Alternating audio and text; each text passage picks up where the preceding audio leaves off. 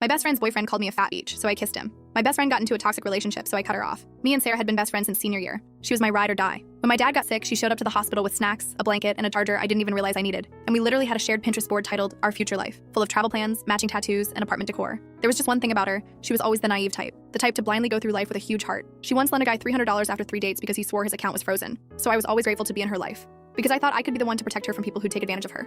Until our final year of college when she met Riley. I instantly hated him, and not even in a protective bestie way. In just the first week of meeting each other, he somehow convinced her to turn on her location, while his was still off. We went from FaceTiming all day every day to texting once a week. So of course I was worried.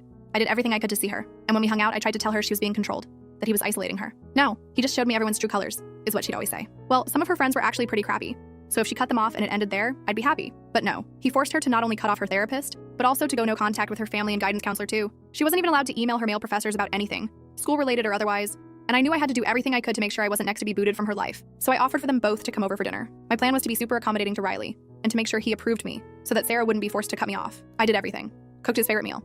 Told him that I agreed that it's only okay for men to cheat. Let him jokingly call me a fat beach. And it worked. Too well. Hey, show me where the bathroom is, he demanded. He spoke like a king waiting on a servant. Of course, I said, beaming. And as soon as I opened the door for him, I felt his entire body press against mine. Suddenly his cold lips landed on mine. If you wanted a turn, you could have just asked. His words hit me like ice in the chest. I couldn't even help the scream that escaped my throat. Sarah ran up the stairs and Riley shoved me off of him. Get the F away from me, you a word, he yelled, acting horrified. Tears welled in Sarah's eyes. My heart broke. I knew I had lost her. They left right after, and she immediately blocked me on everything. I couldn't sleep at all that night. Riley had her all to himself. Over the next few weeks, I check up on her with fake accounts I made. I noticed she stopped posting any photos of herself and unfollowed every single male on Instagram, including her godfather. But life goes on, I guess. And I ended up getting my dream job as a fashion designer in a shop nearby. I still thought about Sarah almost every day though. And whenever I was sad, I'd scroll through our saved media and our chat together.